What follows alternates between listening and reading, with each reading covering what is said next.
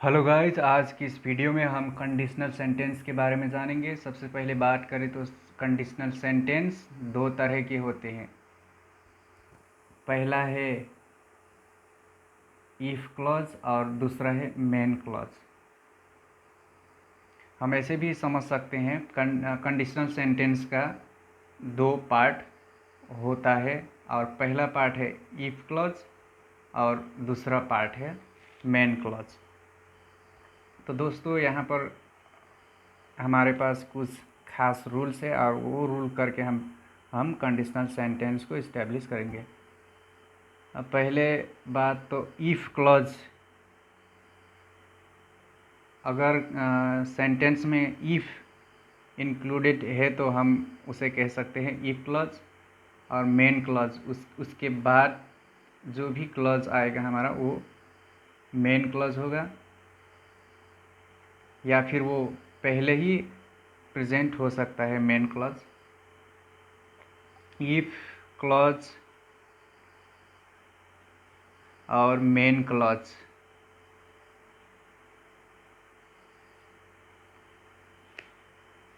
अगर type first condition में क्या होगा हमारा सिंपल प्रेजेंट का मतलब V1 या V5। तो हमें मेन क्लॉज में क्या लिखना पड़ेगा, विल, शैल प्लस V1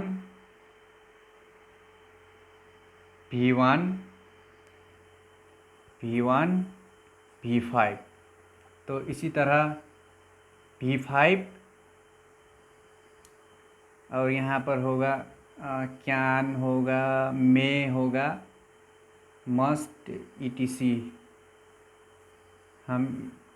हम इसे बृहद में एग्जाम्पल की ज़रिए जानेंगे।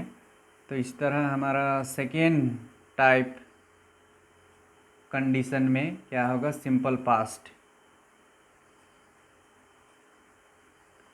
पास्ट का मतलब V2।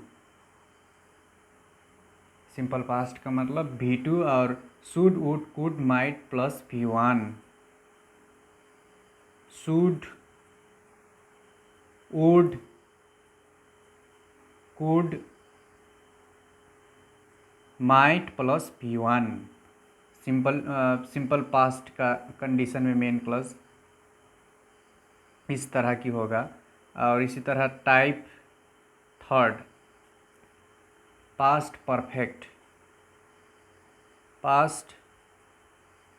परफेक्ट में क्या होगा, हैड प्लस V3।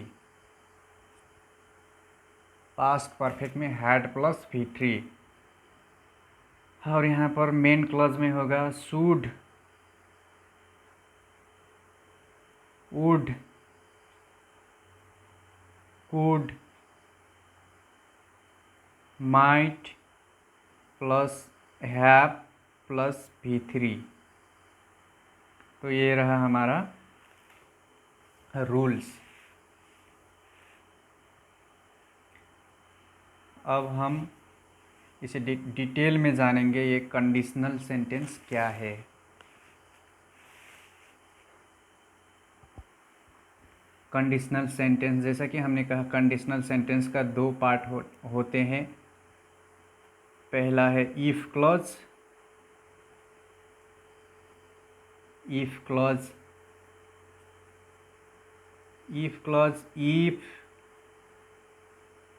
अनलेस या फिर प्रोवाइडेड दैट से ही शुरू होता है।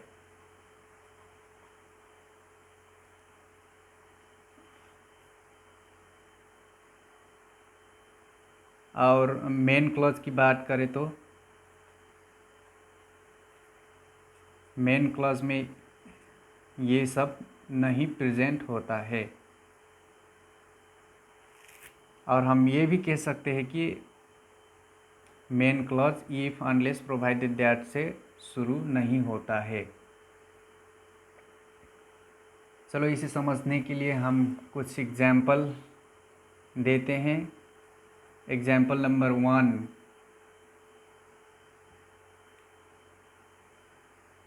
if you put ice in the sun, it melts। और हमें यहाँ पर देखना होगा इफ़ यू पुट V1, तो इसलिए ये सिंपल प्रेजेंट और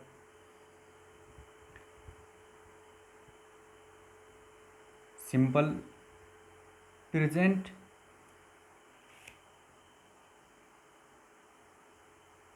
तो इसका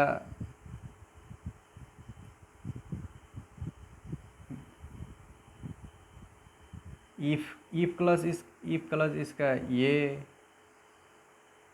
और ये इसका मेन क्लॉज, क्योंकि इसमें इफ़ क्लॉज इफ़ प्रेजेंट है, इसीलिए हमें इसे इफ़ क्लॉज कहना होगा, और इसमें इफ़ नहीं है तो इसीलिए इसको मेन क्लॉज कहना होगा।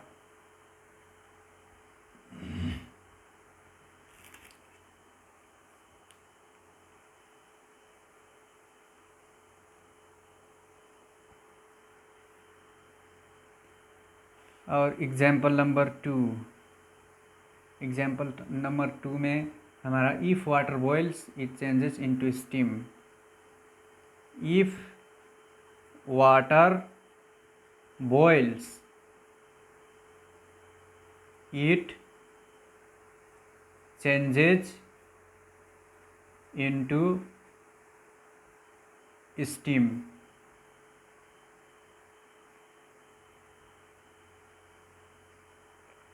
यहाँ पर भी हम देख सकते हैं ये हुआ हमारा इफ़ क्लॉज और ये main clause.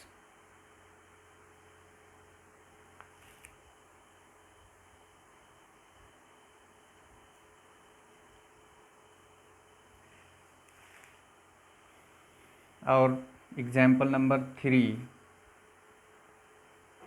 I shall go for a swim if it is fine। I shall go for a swim if it is fine।